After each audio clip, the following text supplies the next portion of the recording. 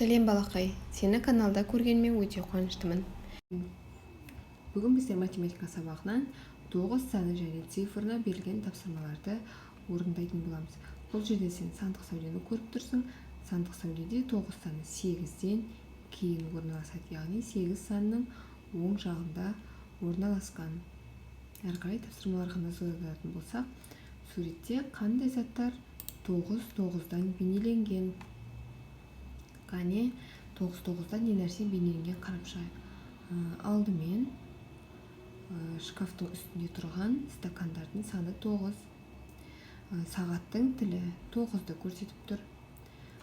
Және тақтада ілініп тұрған дөңгелектердің саны 9. Бұл жерде тұрған түрлі түсті бордың саны 9. Әрбір оқушының алдында қиып отырған дөңгелектерінің саны 9-дан. Және бұл жердегі оқушының орындап жатқан тапсырмасы 9-дан жасалынған екен. Келесі. Сырым 2 дана түрлі түсті парақты ортасынан 2 рет бүктеді. Мына парақтың ортасынан бүктеді. Бүктелген қағаздан дөңгелек қиып алды. Неше дөңгелек шықты? Бүктеген кезде 4 бөлікке бөлінді. Сонда әрбір бөлігінде бір-бір дөңгелектен болады. Бұл жерден 8 дөңгелек, 4 дөңгелек пайда болады. Және 2 дана деп тұрғандықтан тағы да 8 дөңгелек пайда болады. Ал 9 дөңгелек болу үшін бір дөңгелек жетпейді. Сандардың қосындысы мен айырмасын құрастыр. Бұл жерде тапсырмалар берілген. 8-ге қандай санды қосқанда 9 болады? Біздер соны еске түсіреміз. 8-ге 1 қосқан жағдайда 9 болады. Сонда бұл жердегі сан 1. Келесі, бұл жердегі қосылғыштардың орнын ауыстырамыз. 1 қосу 8 тең 9-ға. Енді біздер бұны азайту арқылы тексеретін боламыз. 9 азайту. Мына жерде 1 тең болады 8-ге. Келесі, енді мына жақтан тексеретін боламыз. 9 азайту 8 тең болады. 9-дан 8 азайтатын болсақ 1-ге. Келесі, 7 қосылған. 7-ге қандай санды қосқан кезде 9 болады. 7-ге 2 қоссақ 9 болады.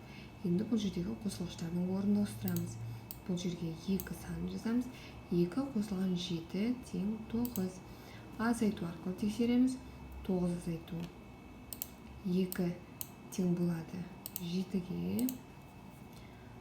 9 азайту 7 тең болады 2-ге. Келесі, бұл жерде 6 саны 6-ға біздер 3 қосатын болсақ 9 шығады.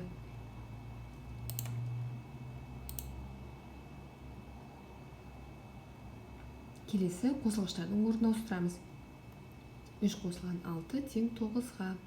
Азайту арқылы тексереміз. 9 азайтылған 3 тең болады 6-ға. Келесі, мына жақтан тексереміз. 9 азайтылған 6 тең болады 3-ге. Келесі септе дәл солай. 5-ге 4 қосқанда 9 болады. Қосылғыштардың орнын ауыстырып жазамыз. 4 қосылған 5 тең 9. 9-дан 4 азайтамыз. Тең болады 5-ге. Келесі, бұл жерден тексереміз. 9 азайту 5 тең болады 4-ге. Қараймыз. Келесі тапсырма.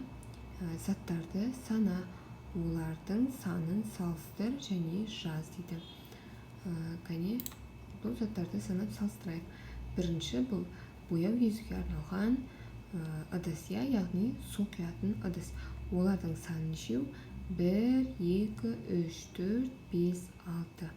Олардың саны 6. Қайшы берілген. Қайшыны санаймыз. Қайшының саны 5. Келесі, қылқалам. Қылқаламның саны 9.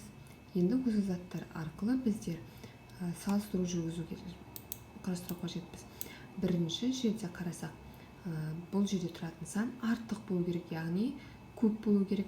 Онда біздер қылқалам менен су құятын ыдысты салыстырсақ болады.